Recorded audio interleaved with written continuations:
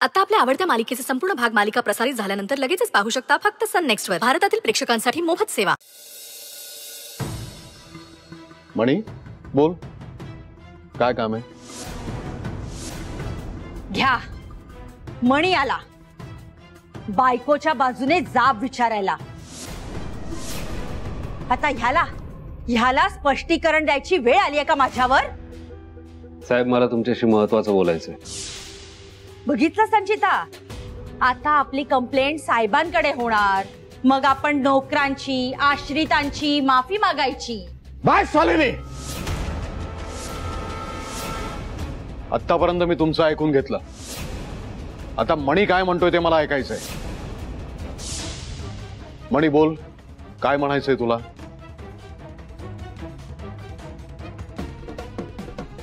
ठीक आहे, माझ्या रूम मध्ये बोलूया आपण.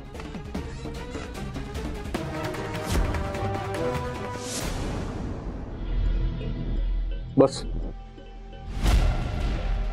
अरे बस. नाही, मी ठीक आहे. बरं, मला सांग काय झालंय? तुझ्या चेहऱ्यावर एवढा राग का दिसतोय? काय झालंय, काय सांग ना. अरे म्हणे, माझ्यावर विश्वास नाही का तुला? बोल ना.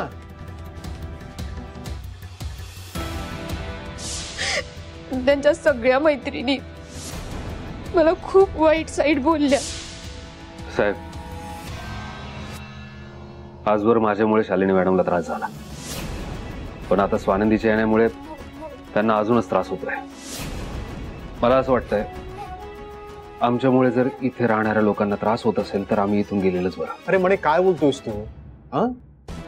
हे घर सोडून जाण्याची गोष्ट का करतोयस तू? आणि कोण म्हणालं की तुमचा शालिनीला त्रास होतोय म्हणून? अरे तिचा स्वभाव तुला माहिती आहे ना, लहानपणापासून तू ओळखतोस. ती सारखी अशी चिडलेलीच असते.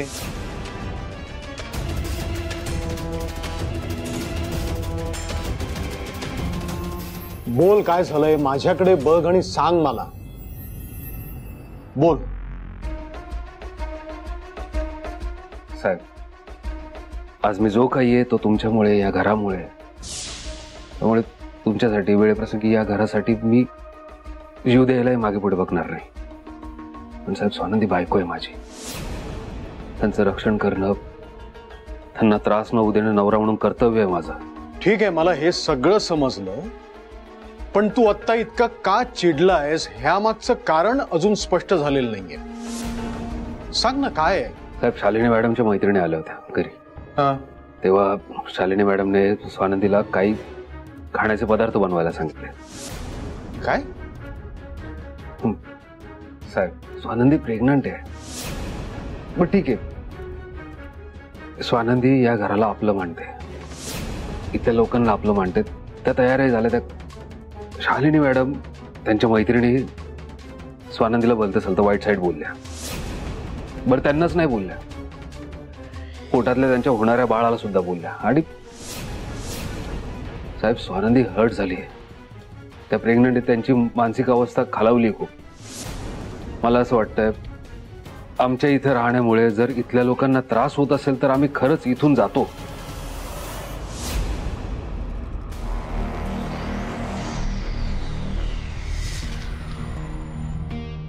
शालिनी, शालिनी, वरती या. शालिनी, काय झालं?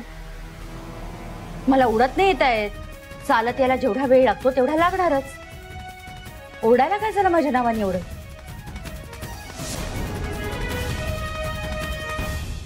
अच्छा, आत्ता कळलं. ह्याने कान भरले वाटतं तुमचे. शालिनी, हे काय तुमचं वागणं? स्वानंदी प्रेग्नंट आहे हे माहिती असूनही तुम्ही तुमच्या मैत्रिणींसाठी तिला स्वयंपाक करायला सांगितलं का? घरातले नोकर स्वयंपाकी मेलेत का सगळे? आणि तिला आणि तिच्या होणाऱ्या बाळाला तुमच्या मैत्रिणी वाईट साईड बोलल्या, अपमान केला तिचा, तरी सुद्धा तुम्ही काही बोलला नाहीत. घ्या, म्हणजे आता मणी स्वानंदीसाठी तुम्ही मला बोलणार? हे बघा शालिनी, कोणाचीही चूक असो मी बोलणारच. मग ते मणी असो, स्वानंदी असो किंवा तुम्ही. अच्छा, म्हणजे हे दोघे आणि मी सारखी आहे का? देवा, काय दिवस दाखवतोयस तू? पोते नाहीत की किंमत सुद्धा नाही राहिली माझी या घरात. मला शालिनी सरपोतदारला जाब विचारताय, आरोपीच्या पिंजऱ्यात उभं केलं जातंय. हे बघा शालिनी, यापुढे तुमच्या कोणत्याही मैत्रिणीने स्वानंदी किंवा तिच्या बाळाचा अपमान केल्याचं जर माझ्या कानावर आलं ना, तर त्या मैत्रिणीचं या घरामध्ये येणं बंद करा. खुशाल करा. खात्री आहे मला, एक दिवस माझा जगणंच बंद कराल तुम्ही या घरात. हे म्हणी, झालं समाधान? भरल्या घरात आग लावून झालं ना समाधान? जा, जाऊन सांग तुझ्या स्वानंदीला मी मस्त आग लावली आहे घरात. तेव्हा जगणं कठीण या घरात. तुमच्याशी बोलण्यात ना काही अर्थ नाहीये. म्हणी, स्वानंदी कुठे? आउट हाऊस मध्ये आहे? चल, मला तिच्याशी बोलायचंय. चल.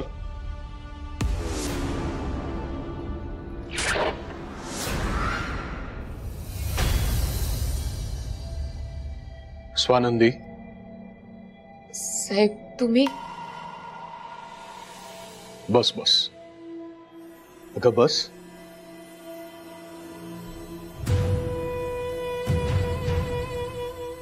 मी तुलाच भेटायला आलोय. एक मिनिट.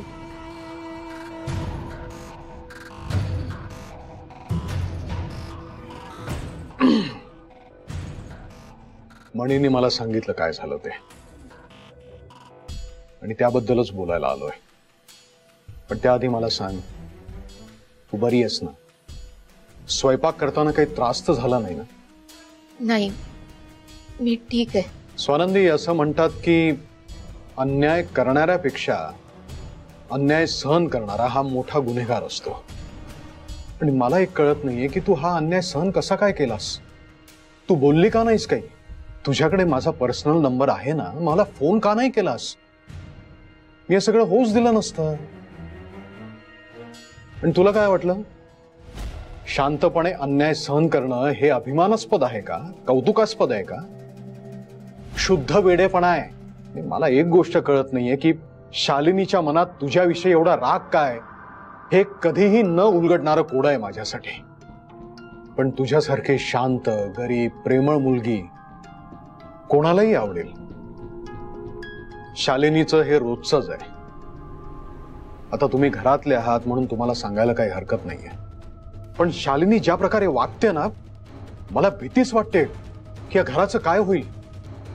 तिचा विचित्र हेकेखोर स्वभाव, अविचारीपणे कोणाला कधी काहीही बोलणं, ह्यानं माणसं तुटतात.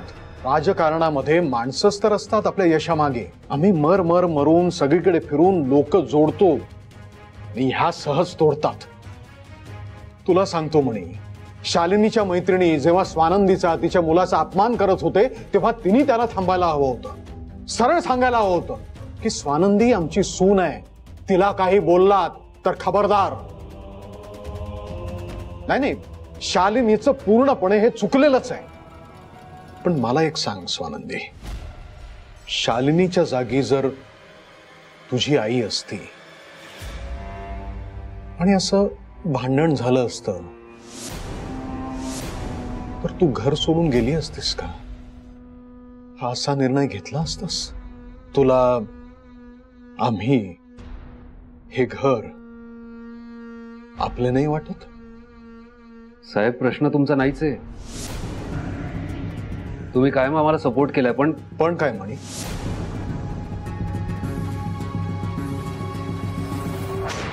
रागाच्या भरात तू घर सोडायचा निर्णय घेतलास, आणि हे तुझ्या डोक्यात आलं तरी कसं?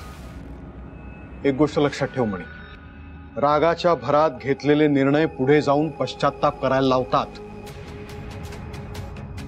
आणि स्वानंदी, तू मणीने रागाच्या भरात निर्णय घेतला असला तरी तू शांत डोक्यानं विचार कर. हे बघ, मला मान्य आहे की शालिनी तुझ्याशी ज्या प्रकारे वागली त्याचा तुला खूप त्रास झाला. पण अरे, तुम्ही दोघं जर घर सोडून निघून गेलात तर आयुष्यभर मी स्वतःला कधीही माफ करू शकणार नाही.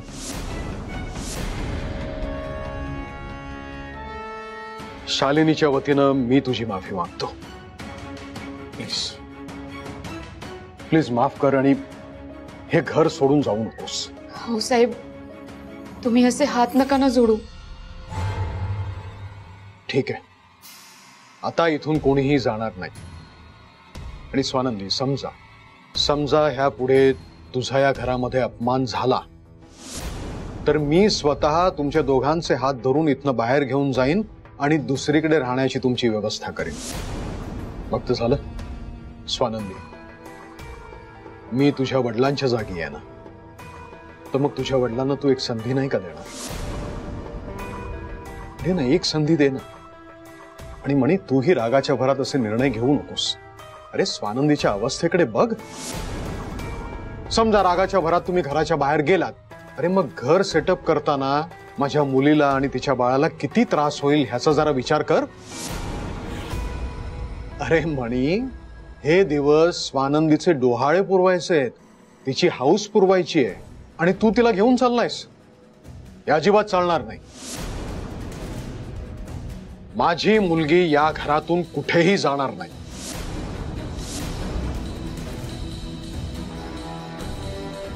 साहेब, आम्ही हे घर सोडून कुठेही जाणार नाही. तुम्ही नका काळजी करू. सुखी राहा बेटा. आणि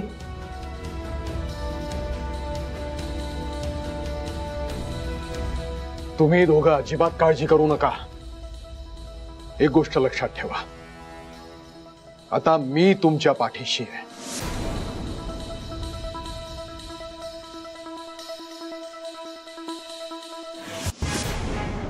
त्या दीड दमडीच्या मणीसमोर इतकं बोलले हे मला. माझ्या मैत्रिणीला घरात यायची बंदी, आणि कोणामुळे? त्या स्वानंदीमुळे. ती घरात आल्यापासनं जगणं अशक्य झालंय. माझा इतका अपमान, इतकी नकोशी झालीये मी. मी घर सोडून जाते ना, मग घेऊन बसा त्या आश्रित मुलाला आणि त्या स्वानंदीला. मम्मा, मम्मा, मम्मा, हे काय करताय तुम्ही? बॅग का भरताय? मी हे घर सोडून चालले. कोणाला नकोशी झाले ना मी. व्हॉट? मम्मा, हो काय बोलताय तुम्ही? हे बघा, बाकीच्यांचं मला माहित नाही. मला आणि सुजितला तुम्ही हवे आहात, कळलं? तुम्ही कुठेही जायचं नाही. तुमचं ठीक आहे ग, पण ह्यानी माझा किती अपमान केला माहितीये त्या आश्रित मणीसमोर. काही किंमतच नाहीये मला या घरात. नोकरांना जास्त मान आहे.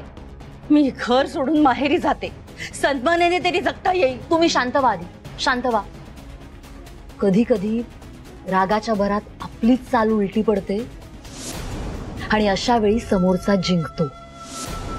घरातलं असू दे किंवा देशातलं, युद्ध तोच जिंकतो जो थंड डोक्याने आणि विचारपूर्वक लढतो. तुम्ही एकट्या नाही आहात आता, मी आहे ना. आणि तुम्ही सारखं सारखं का विसरताय? मम्मा, आपण कमालीचा प्लॅन केलाय. आपला पर्पज काय आहे की स्वानंदी आणि मणी या घरातून स्वतःहून निघून जाते. हो ना? मग हो, त्यावर फोकस करा ना. डॅड जे काही बोललेत ना ते विसरून जा प्लीज. आणि इतका टोकाचा निर्णय घेऊन आपण जिंकत असलेल्या लढाईतून माघार घेऊ नका, सरेंडर करू नका प्लीज मम्मा. आणि मी तुम्हाला कुठेही जाऊ देणार नाही. शालिनी, डॅड, तुमच्या बोलण्याने मम्मा खूप हर्ट झाले. नशीब मी वेळेत आले, नाहीतर त्या घर सोडूनच जाणार होत्या. डॅड, शालिनी, हे काय? इतका अपमान केल्यानंतर आता काय जीव घ्यायचा आहे म्हणून आला तिथे? अहो, काय बोलताय तुम्ही? किती वेळा तुम्हाला सांगितलंय डोकं शांत ठेवून वागत जा, पण नाही, तुम्ही माझं ऐकतच नाही. आणि मग रागाच्या भरात असे चुकीचे निर्णय घेता तुम्ही. रागाचं मी काहीच करू शकत नाही. त्या स्वानंदीला पाहिलं जरी ना तरी तळ पायाची आग मस्तकात जाते माझ्या. आणि तुम्ही माझा अपमान करता तिची बाजू घेऊन. तुम्ही बसा तुमच्या लाडक्या स्वानंदीचं कौतुक करत आणि तिच्या बाळाला आजोबा बनून खेळवा. मी जाते माहेरी, मग माझ्या मागे हवं ते करा. शालिनी, किती वेळा सांगितलंय थोडं डोकं वापरा ना. तुमच्यासाठी आणि माझ्यासाठी सुखकर होईल ते. आणि तुम्हाला कोणी सांगितलंय की स्वानंदीने कायमचं इथे राहावं अशी आमची इच्छा आहे. पण ती प्रेग्नंट आहे, तिच्या पोटात बाळ आहे, त्याचा जन्म होऊ द्या ना. योग्य वेळ आली की आपण तिला इथनं जायला सांगू. ह्या आजोबांना नातवाचे डोहाळे लागलेत. इतका का पुळका तुम्हाला तिच्या अनावरस मुलाचा? इतकी का काळजी करताय तुम्ही? तिची काळजी नाहीये, माझ्या इमेजची काळजी आहे शालिनी. स्वानंदीला जर अशा अवस्थेमध्ये घरातून बाहेर काढलं ना तर मीडिया, लोक आणि विरोधक माझ्यावर तुटून पडतील. तुम्ही आणि तुमचं राजकारण. त्याच राजकारणामुळे तुम्ही हे वैभव उपभोगत आहात हे विसरू नका. आणि शालिनी, प्रत्येक गोष्ट करायचे ना दोन मार्ग असतात, एक विचारांच्या आधारावर आणि एक भावनेच्या आधारावर. तुम्ही नेहमी भावनेच्या आधारावर गोष्टी करता आणि आम्ही विचारपूर्वक करतो. राजकारणामध्ये भावनांना थारा नसतो, लक्षात घ्या. निर्णय आणि वागणं नेहमी विचारपूर्वक असावं लागतं. हे बघा शालिनी, तुम्ही जास्त टेन्शन घेऊ नका, थोडा धीर धरा आणि रागाच्या भरात हे असे निर्णय घेत जाऊ नका तुम्ही. आणि काय हो, ह्या स्वानंदीला किती त्रास द्यायचा? हा, अरे त्यालाही काही मर्यादा आहेत. तुम्ही जास्त ताणलत ना तर तुटेल आणि तुमच्याच अंगावर येईल.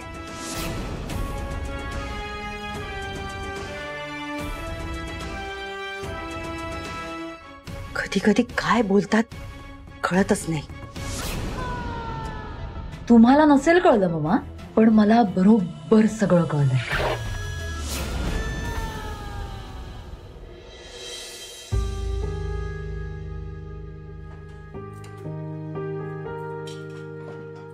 स्वानंदी, काय करताय तुम्ही? म्हणजे जेवण बनवते आपल्या दोघांसाठी. बघू एक मिनिट. तुम्ही आज काहीच करायची गरज नाही. मणी सर, मी करते. नाही, मी आहे ना, आजचं जेवण मी बनवणार. वर्ल्ड फेमस शेफ श्रीयुत मणिकुमार. या तुम्ही इथे बसा. मणी सर, मी करते जेवण. प्लीज स्वानंदी, तुम्ही तिथे बसा. हवं तर तिथे बसून बघा ना मी कसं जेवण बनवतो. कमाल जेवण बनवतो मी. या तुम्ही या या या या अहो ऐका, या बसा इथे. मस्त छान बसा. शांत रिलॅक्स फील करा. ओके, आता तुम्ही फक्त बघत राहा. हिची मुलगी असेल तर तीही हिच्यासारखीच गोल्ड डिगर बनेल, आणि मुलगा असेल तर पाकिटमार किंवा मवाली. आणखी काय? असं मूल जन्मालाच येऊ नये. जन्माला आलं तर जगाला त्रासच देणार. अशांची मुलं आईवर गेल्यावर दुसरं काय होणार? ती मुलंही तशीच निपजणार. खायला काळ आणि भुईला भार. स्वानंदीला नुसतं बसू दिलं तर काहीच उपयोग होणार नाही. त्या बोलतो होतील असं काहीतरी करायला हवं जेणेकरून त्या चिअर होतील. आता तसंच करतो. स्वानंदी, दाल खिचडीचा बेत कसा वाटतो तुम्हाला? दाल खिचडी बनवतो कमाल.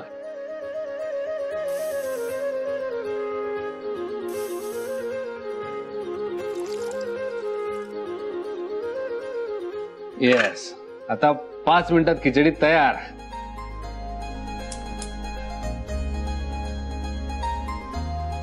स्वानंदी, तुम्हाला आठवतं मी हॉस्टेलला खिचडी केली होती आणि खीर फातिमाला किती आवडली होती. ठीक आहे, झाली शिट्टी.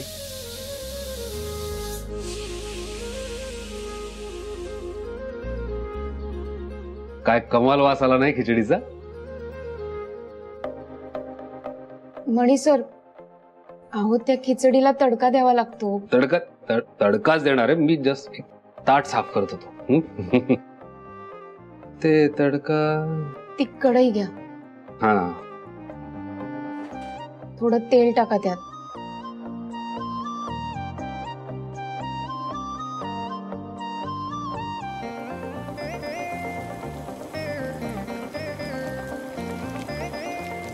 आणि तो तडका खिचडीवर टाका.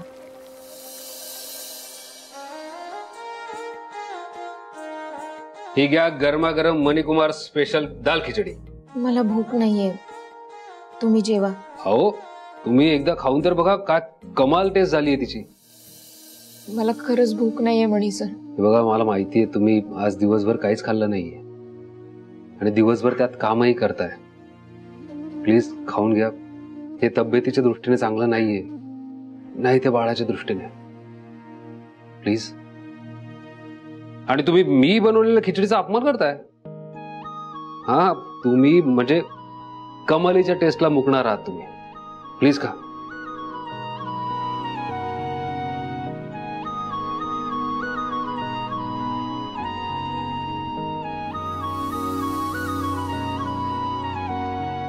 कशी झाली आहे? छान झालीये, टेस्टी है ना? हा, अजून एक घे. तुम्ही पण खा. हो हो, मी खाणार ना. मलाही प्रचंड भूक लागली आहे.